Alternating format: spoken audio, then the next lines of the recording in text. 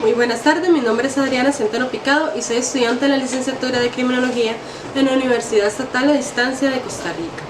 El presente video tiene como fin adentrar a las personas que lo vean en los conocimientos de la ciencia empírica de la victimología y sus derivados. Quiero iniciar esta video presentación con el himno titulado El violador eres tú del movimiento feminista de Chile. En la esquina derecha de esta presentación podrán encontrar el video como tal.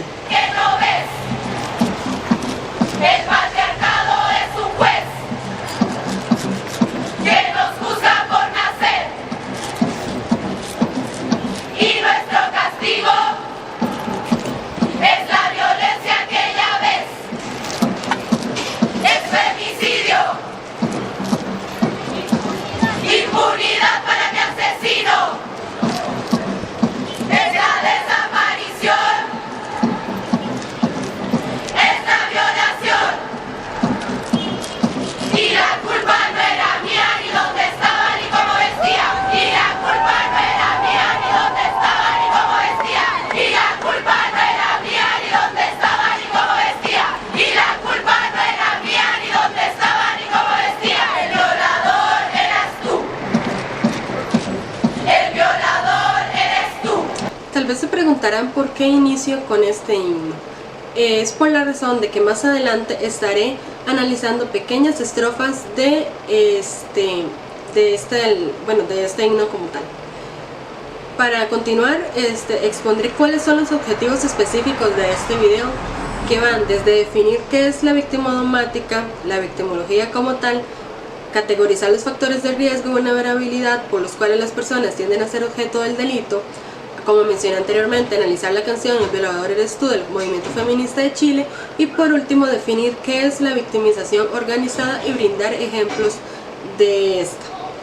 Ahora bien, ¿qué es la victimología?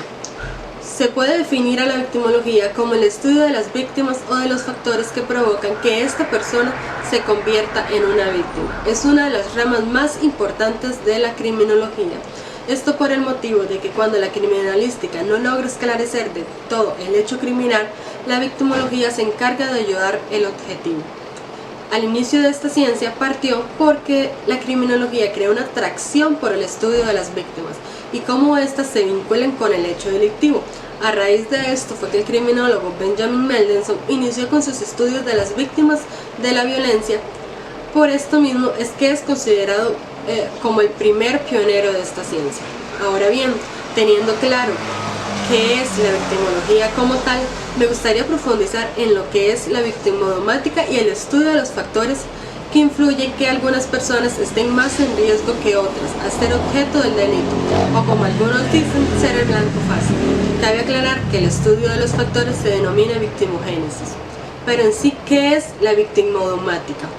Como lo expone el catedrático Jesús María Silva Sánchez, la victimodogmática es una de las teorías derivadas de los estudios victimales que analiza hasta qué punto y en qué medida el reconocimiento de la existencia en algunos supuestos delictivos de víctimas que favorecen la consumación del hecho criminal puede conducir a afirmar que éstas son corresponsables por haber contribuido a él con actos dolosos e imprudentes y en ese sentido valorar una atenuación e incluso eximente de la responsabilidad del autor. ¿Esto qué quiere decir? Que lo que le interesa a la victimodomática es la contribución de la víctima en el delito y la repercusión que ello tiene en la pena del autor, desde su total excepción de responsabilidad sobre la base del principio de autorresponsabilidad de la víctima hasta una atenuación de la pena. Para abarcar los factores que influyen en que las personas tiendan a ser objeto del delito, voy a clasificarlos en tres grupos. El primero, que es el factor biológico, que va desde la edad, raza y sexo, que implica obviamente lo que son los niños, jóvenes, adultos mayores, el origen étnico de las personas, así como su sexo, sea hombre o mujer. Es común escuchar que los niños y los jóvenes adultos y los adultos mayores, tanto las mujeres y los migrantes están dentro de los grupos de vulnerabilidad con mayor riesgo de convertirse en víctimas, debido a que las personas con alguna conducta antisocial los consideran como personas que no son capaces de defenderse.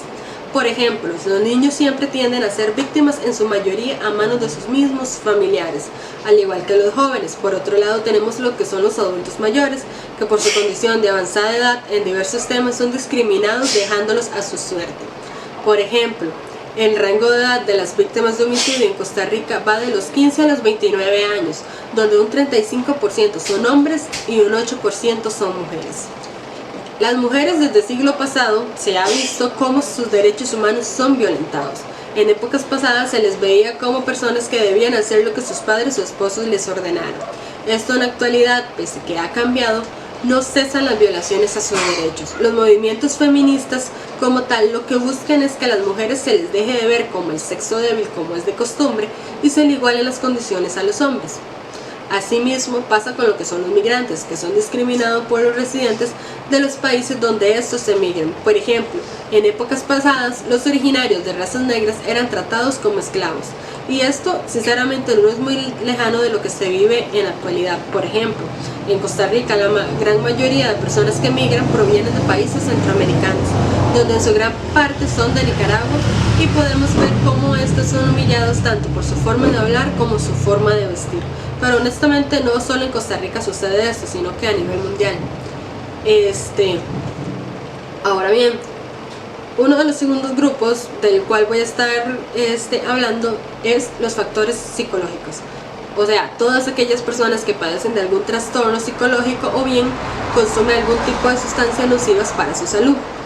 Por ejemplo, tenemos las personas que sufren de estrés, de ansiedad, de trastornos de bipolaridad, de trastornos de personalidad, de esquizofrenia, que consumen ya sea alcohol, drogas y demás.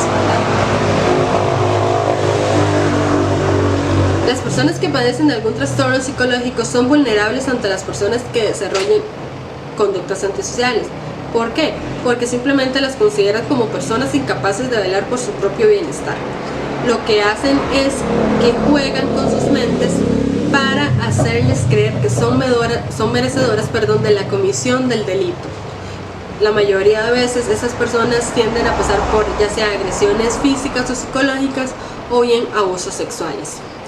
Por otro lado tenemos a las personas que consumen las sustancias psicoactivas y psicotrópicas, que en su mayoría tienden a ser víctimas de violencia. También está de más recalcar que algunas veces por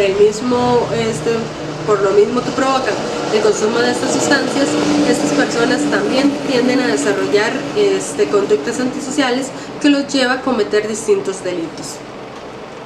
Y como último grupo están lo que son los factores psicosociales, que van desde el estado civil, el nivel económico y la educación de las víctimas.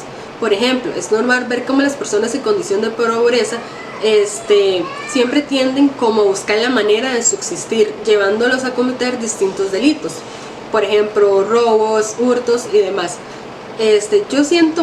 Considero que a veces la falta de educación en las personas es uno de los principales motivos por los cuales sus derechos se violentan, ya que ni siquiera algunas personas conocen que los poseen y ni siquiera saben cómo pueden luchar para que esto se respete. Pero bueno, dejando a un lado las personas de condición de pobreza, tenemos también a las personas de condición de económico alto. Estas personas también son víctimas de distintos delitos. Tenemos por ejemplo las personas que son víctimas de extorsión, estafas, trata de personas y demás. Lo que quiero decir con esto es que no importa si eres rico o eres pobre, la delincuencia afecta a todos. Asimismo, el estado civil de las víctimas, como por ejemplo en Costa Rica, 31.257 mujeres solteras fueron víctimas de violencia doméstica, mientras que el 14.757 se encontraban casadas y solo 30 de estas se encontraban separadas. Y la mayor cantidad de sus infractores fueron hombres solteros y casados. ¿A qué quiero llegar con esto?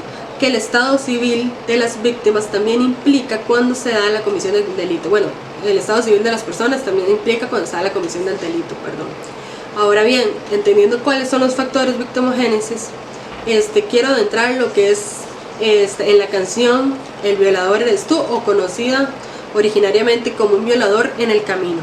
Como lo explica el periódico El País de Madrid, la canción fue creada por el colectivo La Tesis a mediados del 2017 por 4 mujeres de 31 años.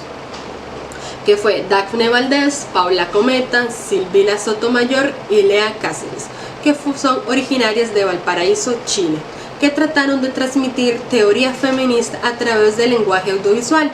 La canción y la coreografía muestra que la violencia que viven las mujeres en este país y honestamente alrededor del mundo como tal. Se hizo viral el 25 de noviembre del 2019, ya que constantemente en este país estaban dando distintos abusos a los derechos de este grupo de vulnerabilidad. Fue para 1913 cuando la reconocida feminista Belén Zárraga llegó a Chile a revolucionar a las mujeres de esta época, donde a raíz de las charlas que impartía sobre el ser libres pensadoras y otros temas, fue que se crearon los primeros movimientos de este país.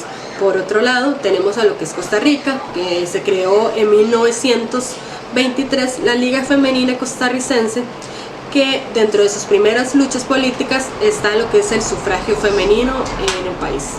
Bueno, ahora bien, ya que conocimos un poco cómo surgió esta canción y cómo surgieron los movimientos feministas tanto en Costa Rica como en Chile, procederé a analizar detalladamente la letra mediante ejemplos, como por ejemplo: y la culpa no era mía ni dónde estaba ni cómo vestía, dice una de sus frases más célebres, donde desde mi punto de vista nadie, sin importar el sexo, la edad, su estatus social o su salud mental, merece ser víctima de algún delito. Por ejemplo, para el año 2007 en Costa Rica se creó la ley de penalización contra la mujer. Sin embargo, luego de aprobarse dicha ley del 2007 al 2018, hubieron 339 feminicidios en el país, donde 19 de estas víctimas eran menores de edad. Y es acá donde a mí me entra el interrogante de que qué culpa tenían estas niñas y jóvenes para convertirse en víctimas de un feminicidio. O como tiende a ser la sociedad, vamos a culparlas porque estaban en el lugar equivocado, a la hora equivocada, con el vestuario equivocado, provocando su victimario. Obviamente no, ¿verdad? Como dije al inicio, nadie tiene culpa y mucho menos la víctima. La sociedad como tal, es la que se encarga siempre de victimizar a la víctima, culpándola por el hecho que no cometió, en lugar de arremeter contra el infractor o bien victimario, como conocen algunos. Tienden a hacerlo directamente con lo que es la víctima, como si ésta tuviese la culpa de lo que le sucedió. Si bien es cierto que muchas veces son los hombres que cometen estos actos, tampoco podemos dejar a un lado que las mujeres son partícipes en ocasiones de las comisiones de los delitos contra otras mujeres, desde el hecho de conocer de que cuando alguna de ellas se le está violentando, ya sea físico o psicológicamente, simplemente tienden a quedarse calladas, como diciendo, bueno, no es familia mía, no la conozco, no tengo por qué meterme, hasta cuando son ellas mismas las que planean todo con el infractor para que se lleve a cabo la comisión del delito. Por ejemplo, en el año 2018, 2 extranjeras fueron víctimas en este país de feminicidio cuando estaban de vacaciones. Una de nacionalidad mexicana, donde la sociedad la culpó por viajar sola debido a que se expuso a que la violaran y la asesinaran, y otra de nacionalidad española, donde la culparon que por irse caminando hacia el hotel donde se hospedaba con su esposo en horas de la noche en la playa, busca que su victimario la estrangulara y se llevara el feminicidio como tal. ¿Y esto por qué? Porque la sociedad simplemente lo que sabe decir es que las mujeres nunca debemos de estar solas, ya que siempre somos como el blanco fácil, debido a que se nos cataloga como frágiles y demás, ¿verdad? Pero me gustaría enfocar que las mujeres no son las únicas víctimas, también los hombres. Lo que diferencia uno del otro es que a las mujeres se les culpa por su forma de vestir, de actuar y hasta de hablar, cosa que a los hombres no. Y otro dato de suma importancia es que estas víctimas mueren en manos de otro hombre en su mayoría. O sea, no son las mujeres atacando mujeres, son hombres que han sido creados en una sociedad machista que se cree que con el derecho de decidir sobre la vida de otras mujeres. ¿Pero a qué se refieren estas mujeres con la parte del patriarcado? Es un juez que nos juzga por nacer y nuestro castigo es la violencia que ya ves. Son los pacos, los jueces, el Estado, el presidente. El Estado opresor es un macho violador. Lo que estas mujeres hacen énfasis es de cómo las mismas personas que se supone deben de defender sus derechos son quienes más bien en distintos países las tornan víctimas. Por ejemplo, es acá donde llegamos al concepto de victimización organizada, que de acuerdo con Renato Prado es cuando el Estado crea leyes que discriminan a cierto sector de la población. Es decir, se discriminan aún más a ciertos grupos vulnerables. Por ejemplo, en países de Medio Oriente como Egipto aún se practica la mutilación en mujeres menores de 8 años y está prohibido el aborto legal. Si ya las mujeres en sí son vulnerables, las leyes de este país las tornan aún más.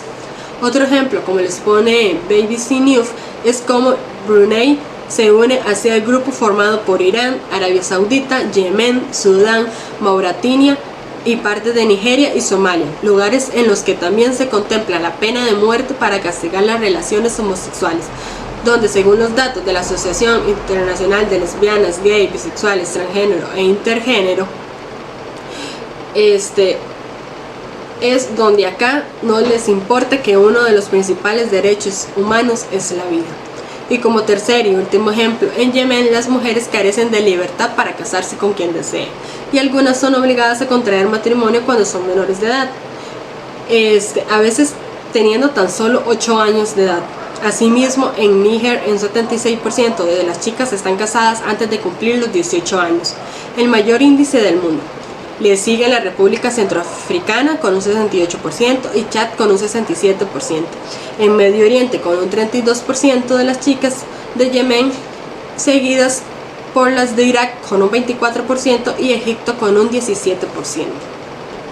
Esto lo que quiere decir es que las mismas leyes son producto de su vulnerabilidad y sobre todo de que se violenta son derechos. Pero ¿cómo podemos culpar a alguien por un delito si no está tipificado en alguna de las doctrinas de estos países? Es a raíz de esto que algunas conductas son antisociales para algunos países y para otros son completamente normales. Es por esto por lo que se debe seguir luchando para que no importe la edad, el sexo, de todos y cada uno de los seres humanos puedan gozar de una vida donde no se violente día con día sus derechos humanos. Y bueno, eso sería todo por el video. Al final podrán encontrar las referencias utilizadas para la realización de esta video presentación y cualquier duda o consulta quedo anuente a contestarles a través de los comentarios. Gracias.